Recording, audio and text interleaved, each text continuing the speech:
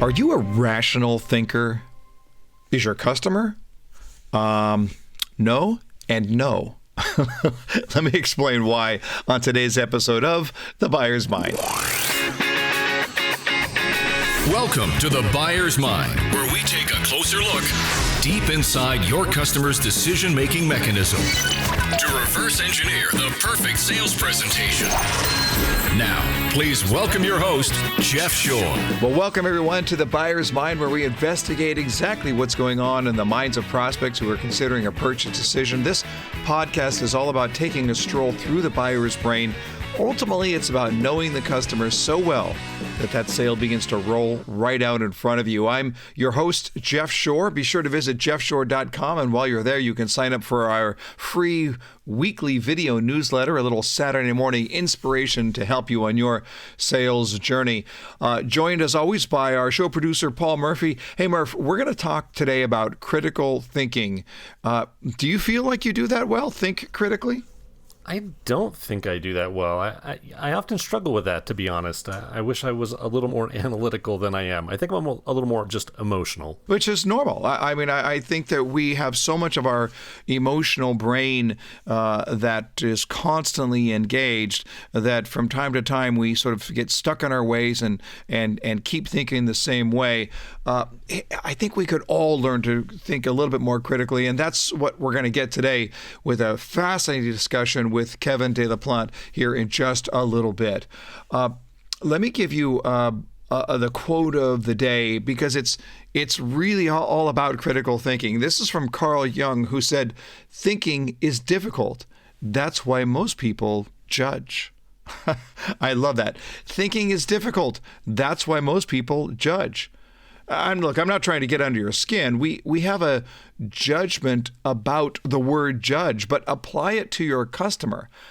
I can deeply understand them, or I can judge them, but I don't typically do both. And I want to suggest that if you suspend judgment and instead think critically, not critically as in a degrading way, but critically as in seeking to deeply understand what they are going through, then you will better serve your customer. That customer that you're working with is a multi-layered creature. There is a lot going on right there. And one of the key issues that we sometimes deal with in sales is that we start responding to behavior. And I want to be careful about that, because behavior is not the same as character.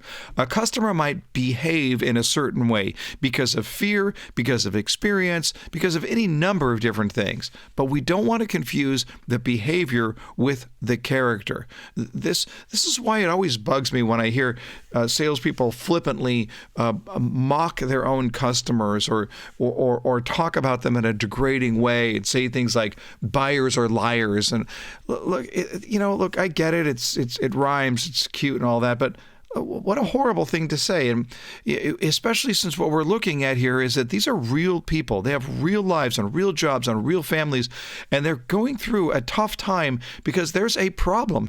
If there wasn't a problem, they wouldn't be talking to you in the first place. So suspend that judgment. Let's get thinking more critically about our customer, about thinking more deeply about our own customer.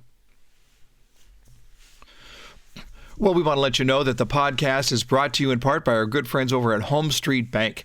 That's our show sponsor. That's also my lender of choice. And I got to tell you, these people are great. Professional, dependable, fantastic rates, great service. If you're a real estate professional and you're looking for somebody to take good care of your customers, you're just not going to find any better than Home Street Bank. So whether it's banking, home loans, credit lines, whatever it is, go to homestreetbank.com to learn more. That's homestreetbank.com. Let me give you our sales tip of the day. And it's not about describing the future benefits. That's not enough. The best salespeople help their customers to simulate their own future. And they help them to feel that positive outcome. So one of the things that happens here when we think about talking about our product is we think about what the benefits are. We've all heard about feature benefit selling. I get that. I totally understand. But if we take that to the next level, it's not just about the feature. It's not just about the benefit. What we're trying to do here is help our customers to simulate their own future, to place them into that future, and to get them to feel what they feel in that future. So here's a question that might help your customer to do just that. If I ask the customer, how do you want to feel 1 year from now when your problem is solved and your situation is far better than it is today? Now, you can wordcraft that however you want to into your own language, but the idea is, how do you want to feel a year from now? Remember, if they are talking to you, it means they already have an issue. They are feeling off. Something is not right today. So when we ask them, how do you want to feel a year from now when your problem is solved and your situation is far better? What do we want to do here? We want them to simulate the future and then to simulate the feelings associated with that future. The idea is to get your customers thinking about their thinking. And when they do that, they build what Daniel Kahneman refers to as anticipated memories about their future. That's when the magic happens. The clarity of those anticipated memories, the clarity of how they will feel as they simulate the future will make all the difference in the world in getting them to move forward. I want to encourage those of you who are real estate sales leaders, sales managers, VPs of sales. We are right now enrolling in next year's Sales Leadership Roundtable. This is a mastermind group, a select number of sales leaders that I take through. We work together over the course of an entire year. We meet together face-to-face once a quarter in different cities around the country. We talk every single week. We have assignments that are built around your growth. And I have to tell you, we've been doing this now for 4 years, and we've had so many managers who have come back and said, my life has been changed. Not just my job, but my life has been changed. For me personally, these are all now good friends of mine. So if you're a real estate leader, if you're a sales leader in the real estate world, go to jeffshore.com/roundtable. I would love to have you along on this journey.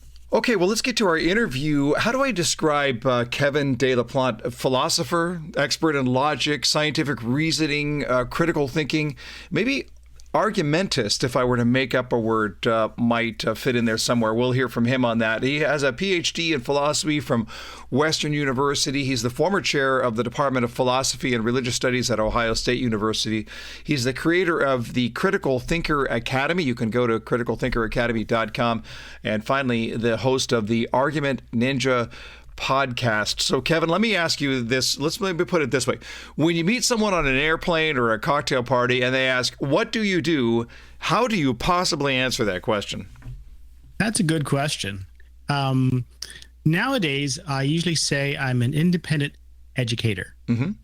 And then they ask me, oh, so you used to be a teacher, or are you a teacher? And then I say, yes, I used to be a teacher, used to be a university teacher, but now I basically teach online. And I also do speaking and consulting in my area of expertise. And that usually is enough for that purpose. But they're going to ask you what your expertise is, and you're going to say, well, I like to argue with people. Yeah, I'm an argument stylist. Argument stylist. I like that. That's good. Yeah. I say that what I try to do is I'm interested in this topic of critical thinking and the value of critical thinking for improving the quality of people's lives. So I think of it as a public good. It's important for like democratic citizenship that we more people who can think clearly and effectively and reason well makes us all better off. But a lot of the skills that we've learned over 2,000 years, frankly, about how to reason well, isn't taught in our school system really. And we've also got a huge amount of new information over the past 40 years that comes out of the psychology of reasoning and judgment and decision making that is also relevant to these questions of how to reason well. And a lot of that is also not being taught, or at least our students aren't learning it generally. So I decided that I wanted to devote my time to creating resources to help people improve the quality of their reasoning and their decision making, and learn to become more independent critical thinkers by creating these resources that become available online. So let me ask you, when I look at the way that the brain works, and I think I would certainly concur that most people don't give a lot of thought to constructively asking how I can be a better critical thinker. And why should I, when I've got all of these decision-making shortcuts and heuristics, and I don't really need to think through. Does that frustrate you a little bit when you see people either taking the short way out of their thinking or even falling victim to what others would manipulate because they know they're going to take the short way out of thinking? Well, it's an important issue, right? I think it is widely believed, I think, among marketers and copywriters and influence professionals that when it comes to persuasion and influence, people just aren't rational. Facts and logic don't matter. What matters to purchasing decisions is how people feel, right? And how you can get people to feel a certain way about your product or your service, because that's what actually motivates people to act. But in fact, the psychological research on persuasion, dating back to the mid-'80s, actually, this just is not the case. Facts and arguments do matter to people, and they can play a role in influencing, for example, a customer's decision to buy. There's a ton of psychological research supporting this, but the received wisdom among, advertising and marketing practitioners doesn't really reflect this. But you can't deny that we are an emotion-based culture or society. Maybe that's all societies are to some extent, and that we're going to look at it and say, okay, I've got my logic all lined up over here, but dang it, at the end of the day, I just feel really good about this decision or really bad about this decision in a way that I can't even fully define it. And I'm going to buy or not buy based more on how I feel about the decision than based on the argument in favor or opposed to the decision. I think that's true for an awful lot of the situations that we find ourselves in. Mm-hmm. Question is whether it's true generally, how often it's true. Mm-hmm. And if you think about, just reflect maybe on something happened recently for you where you had to think really hard about a decision, where you poured time into it. And thinking about, maybe it's investing decisions, or maybe it's about, for students, like what college they're going to go to after high school. Mm-hmm. Or I know people who spend ages poring over competing cell phone plans. Mm-hmm.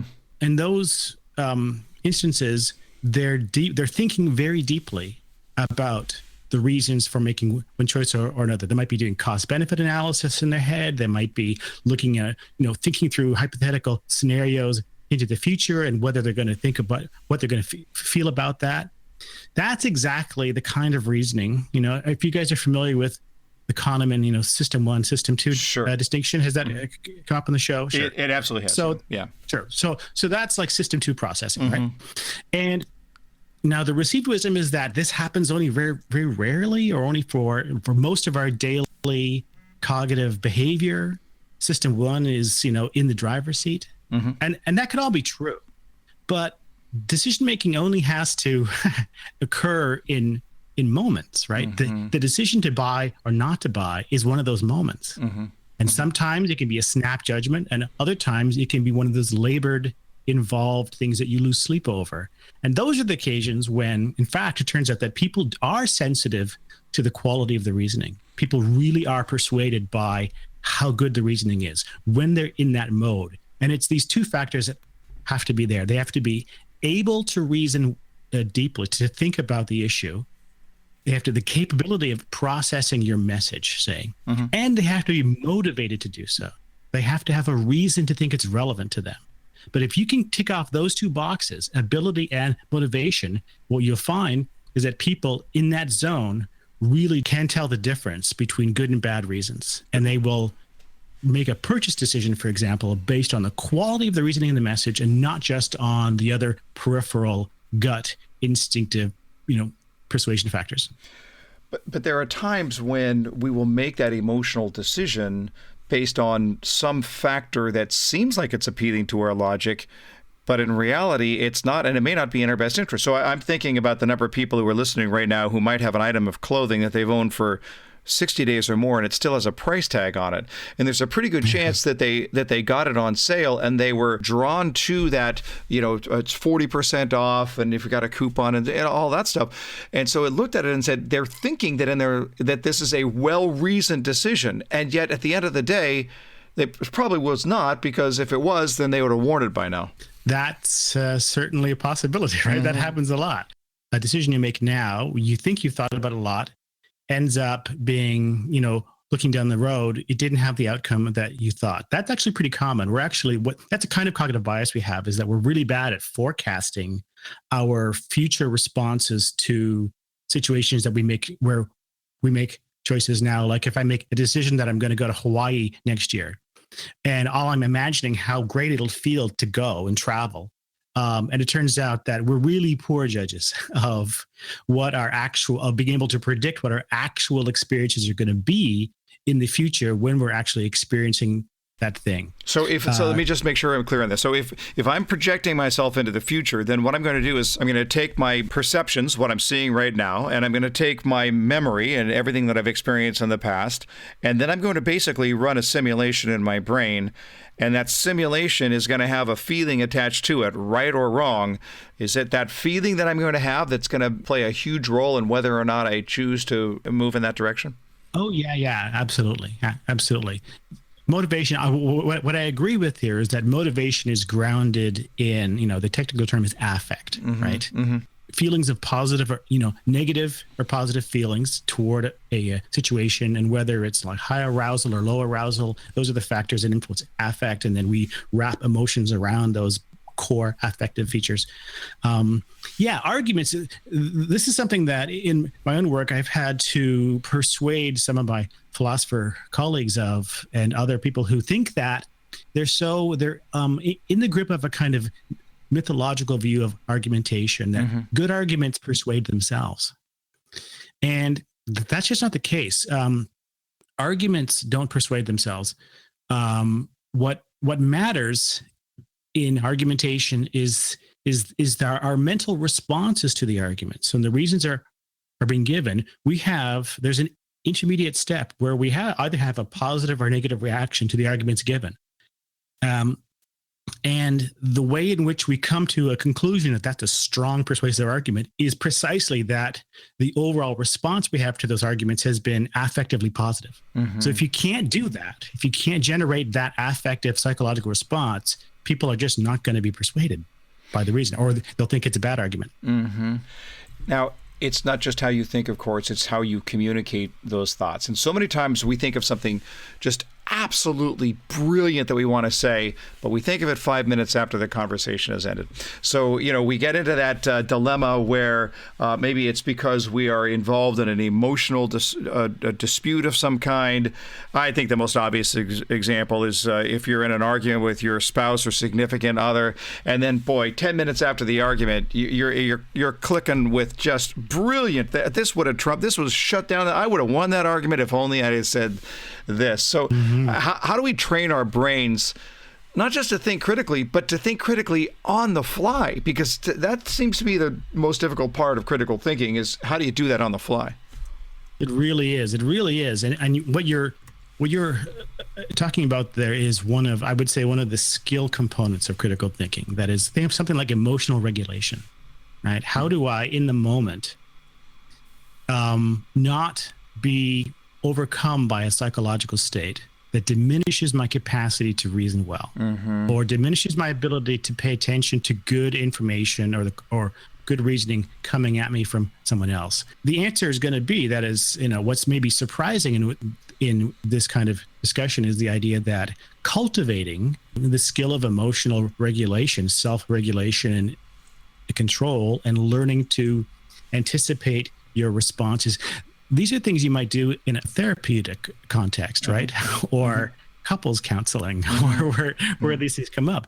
That stuff, for me, is all relevant to critical thinking, precisely because it can have an impact on our ability to reason well. Getting an education in cognitive biases really does seem to be helpful in the way that it makes us, that kind of self-awareness has proven to have a kind of debiasing effect.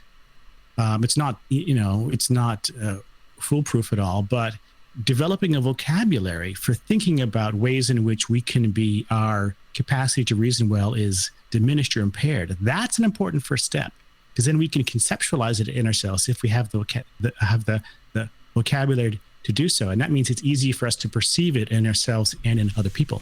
So you're I don't want to put words in your mouth here, but it sounds like you're espousing a sort of healthy, I don't think detachment is the right word, but respect for your emotion, for your emotional triggers, to know where you might get into trouble.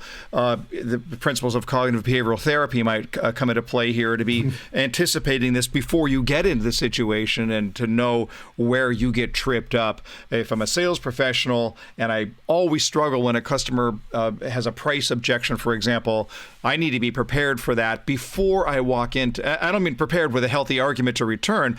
I need to be prepared to know how I respond, what the emotional trigger is when I hear that price objection come along. Do I have that right? Absolutely. Anticipation, simulation in your head, and also, and if you find yourself under where you have your experiences that you tend to get caught, even if you're anticipating, you still get, tripped up or influenced in ways that you don't think you should after the fact.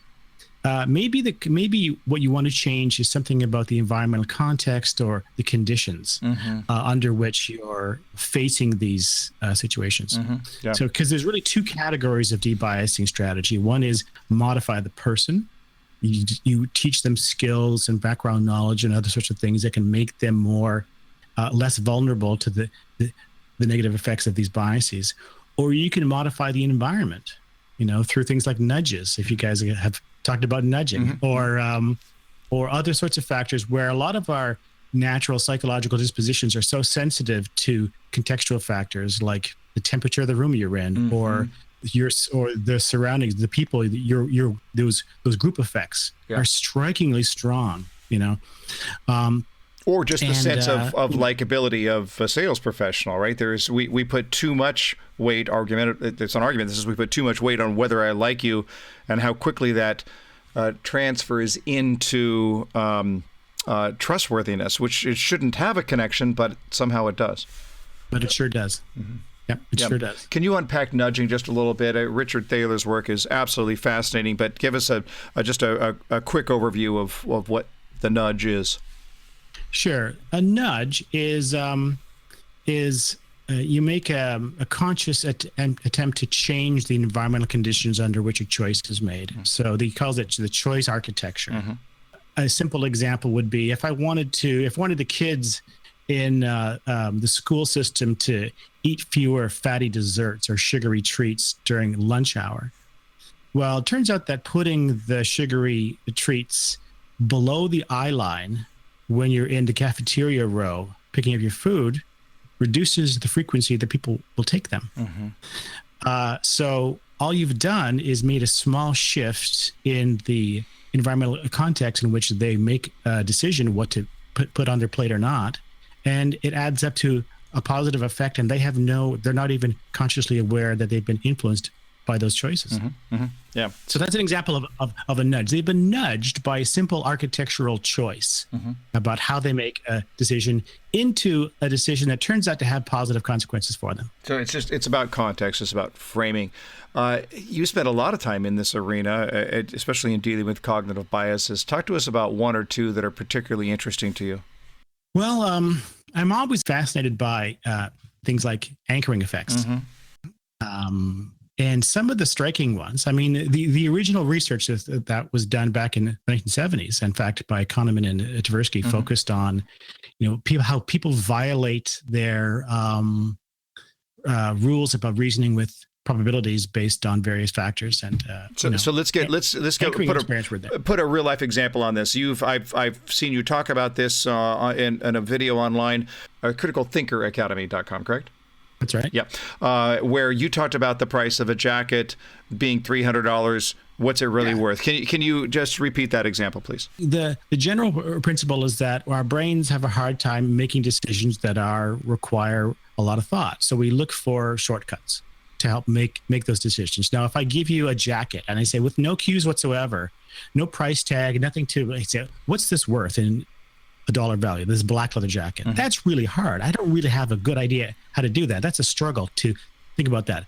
But of course, if you put a price tag on it, then you say, okay, well, the price tag is $300. Now, if I ask me now, what's it really worth? Then what you know is you apply your background knowledge of how pricing works in a retail environment. You think, well, it's probably not worth $300. It's going to be marked up, but maybe it's worth $200, right? And then the markup is for So you would anchor your assessment of the actual value of the jacket based on the number you're given and catch the price, and then adjust downwards in this case. So the name for this shortcut is called anchor and adjust. And it turns out that we'll do this with just about any kind of information that's given. Now, if you come back to the same jacket, and you have a different group that comes back and looks at the same jacket, but it's anchored with a price tag of $600. It's the same jacket, $600, and asks people, how much do you think this jacket is really worth? Well, they're going to go the same thing. They'll say, well, it's probably not 600, but it's probably, so they'll anchor and adjust downward. Maybe it's worth 500. But look at the difference then between the judgment you've made about the actual value of this jacket, and therefore your willingness to pay for it. In the one case, you think it's worth 500, and the other case, it's only worth 200, just by the anchoring effect. That's a striking effect. If I look at that and apply it to the negotiation world that so many of our listeners live in right now, and we'll take an example of a home. Doesn't matter. It could be a car, an independent jeweler, whatever it is. So I've got a home. I've got it for sale, and it's listed at $499,900, $500,000. And but we're in an environment where we're willing to negotiate. So I say to a customer, make me an offer.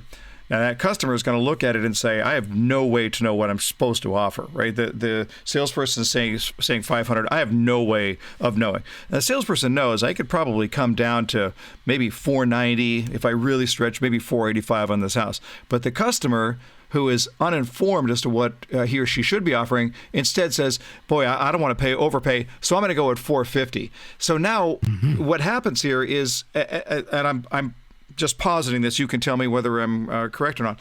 The anchor from the salesperson's perspective is now 500, but the anchor from the customer's mind is completely different at 450. In other words, they have their own set anchor. Now, the problem here, if we're eventually going to buy, then the customer is looked at and saying, wait, I'm going up 35 and you're only coming down 15. It doesn't sound like a fair deal. Is that are there, in that example, are there in effect two different anchors that have been set?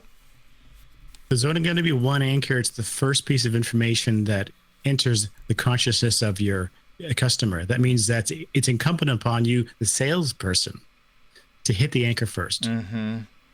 So you can cue it in a whole bunch of different ways. You could, even casually in conversation, if there's a model, you want to suggest or point them to something where they give an impression of the anchor's high.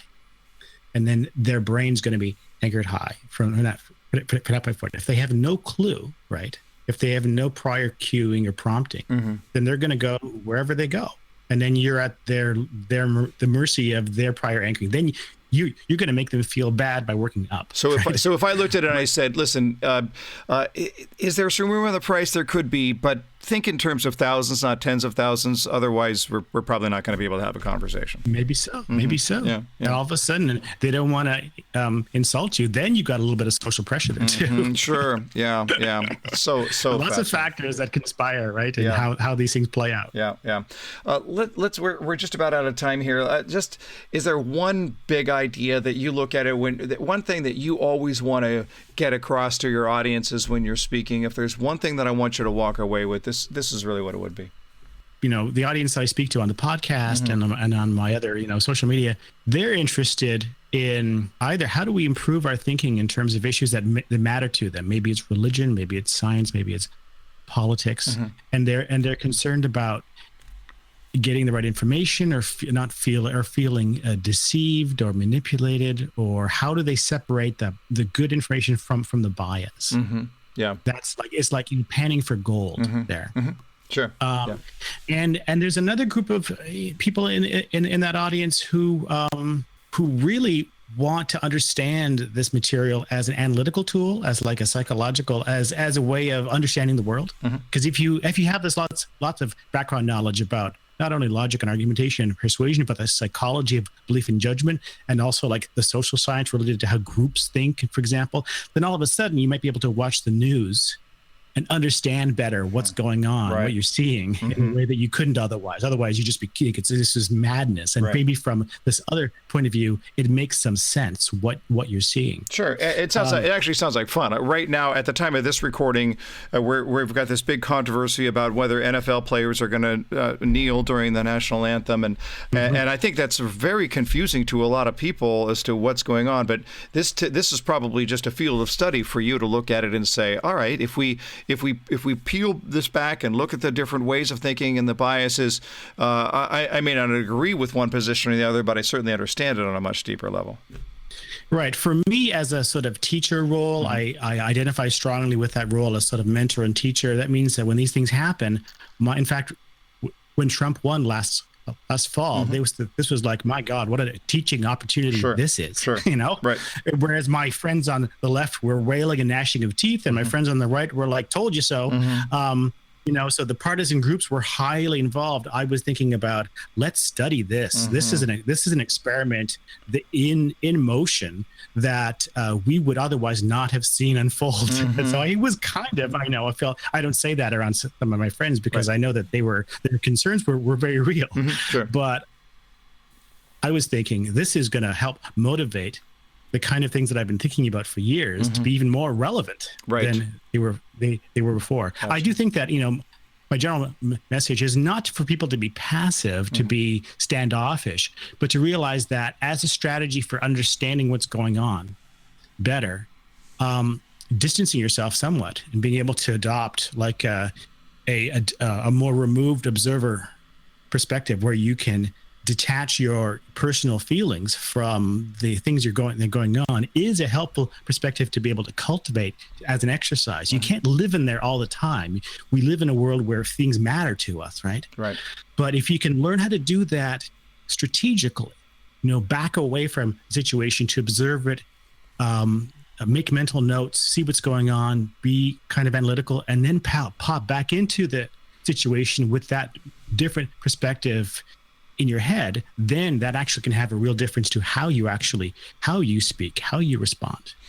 I want to encourage those of you listening to pop over to criticalthinkeracademy.com, and there's a host of resources there, several videos that'll give you an idea of where Kevin de Laplante is going. There's also an online course, a series of online courses, very reasonably priced. And again, the beautiful part about it is that it is approachable. It is, you don't have to have a degree in philosophy in order to understand the way that Kevin is going to present the arguments to you. It's actually quite enjoyable, very inspiring, very interesting, and again, it'll help you to start building better habits of the way that you think. And then, as you build the better habits of the way you think, you understand the way that your customer thinks. Ultimately, we have better relationships, better points of connection. Kevin de Laplante, can't thank you enough. That was absolutely fascinating. Thanks for being on the show. Thank you very much for having me. It was a real pleasure. Murph, we get some really, really interesting people, but that was a very, very different direction for us to look at this more philosophically, to look at the positive side of the argument. What'd you think? Well, first of all, I get another $10 because you mentioned economy again. That's all I'm going to say about that. But exactly. That's right. I think for our regular listeners, they could probably tell that one day if we actually got Daniel Kahneman on the show, we'd probably just quit the show after that because we'd never top it. We'd reach the top. That would be it. That would be it. But I think the whole idea of what he talked about, projecting yourself into the future, and what you mentioned about creating simulations, might help us a little bit more with our customers when we realize that they're trying to figure out stuff by critically thinking about what it is they're moving into. Yeah, no question about it. There is that idea of how well people forecast not just what their future looks like, but how well they forecast what their future feels like. And I think that's a big part of the influence professionals, of sales professionals, to help customers on that journey, to be able to get a good sense, not just of what the future looks like, but what the customer feels like. Because he did say that. He said, what matters is how people feel. And that's what motivates people to act. He stated, and I just was writing down, he was just talking here, we then diminish the idea of crafting a persuasive message based on good reasoning. But that is what we do. There's no question. We've got a whole logic base that goes over here, and then we got our emotion that comes along and says, I'll take over from here. But that the idea is that how do we have a greater quality of thinking? How do we think more independently? He was also talking about how we can form a healthy detachment from our own emotion and from our emotional triggers. And I know this is an issue that we have to deal with as salespeople, is that we've got those times where there's something that's going to come up in the conversation, and it's going to cause that little discomfort, that little notch in the gut. Oh, I hate this. And as long as we do that, it means that our emotion is coming into play, and it's going to be very difficult for us to think rationally and logically. So that if we have that healthy detachment, if we understand our emotional triggers up front, it makes just a huge difference. And then there's just that, Murph, what did you think about that whole anchoring discussion, especially as it related to negotiation? Pretty interesting stuff. It was, when you set a price on an object, for example, the leather coat that he talked about, I go through those same thoughts. I go through, okay, well, it's priced at about $300, but that's probably a little too much. So, you go through that little debate in your head. And so that whole anchoring piece was very fascinating to me. It was indeed, and it's something that I think informs us of the way that our customers approach a conversation. We can apply that there. I want to encourage all of you who are listening right now just to think through if there's one key takeaway that I would, hopefully you've had plenty, but if there's one key that I would send in your direction, it would be the idea of understanding those moments when you are uncomfortable in the sales path, those moments, those trigger moments that are going to cause you to have that little notch in your gut, whether it's a prospecting phone call or asking for the sale or digging deep to understand a customer's core motivation. Those times when you can feel that discomfort, we have to be able to understand that and tame that, because if we respond to the discomfort, we're going to respond out of the emotional side of our brain. It's going to be very difficult for us to be constructive, critical thinkers. But if we understand that that's going to happen, we prepare for it in advance, then when it does happen, we can remain calm, we can keep our stress levels down, and at that point, I'm able to really seek to understand what is the real issue that my customer is dealing with, and how do I come alongside them rather than take an argumentative stance against them. So be thinking about that as a key takeaway. What are those triggers for you? What are those uncomfortable moments? How can you grab those and harness them in order to be more effective and then more helpful for your customer when it matters most? Well, it's just another amazing interview here on The Buyer's Mind. And I just have to tell you, your brain is just such an amazing machine. But I also want to warn you, it must be maintained properly. Arthur Conan Doyle once said, I consider that a man's brain originally is like a little empty attic, and you have to stock it with such furniture as you choose. In other words, you can determine your own mental nutrition. You can determine what goes into your brain. And just consider this from the book of Proverbs. As a man thinks in his heart, so is he. As a man thinks in his heart, so is he. As you're thinking what is going into your brain, you are what you constantly think about. So let me just challenge you on that. What are you intentionally focusing on? What draws your attention? What do you seek out that's good and strong and positive and inspirational and instructional? Feed your brain with good stuff. Stretch it. Challenge it. Your brain can take it, and you'll be a better person by the time you're done. Well, if you're enjoying the podcast, make sure you're subscribing to that if you haven't already. That means so much to us. A link to your social media page would mean even more. But that's a wrap on today's episode of The Buyer's Mind. Hope you enjoyed it. You can find everything you need at jeffshore.com. But until next time, go out there and change someone's world.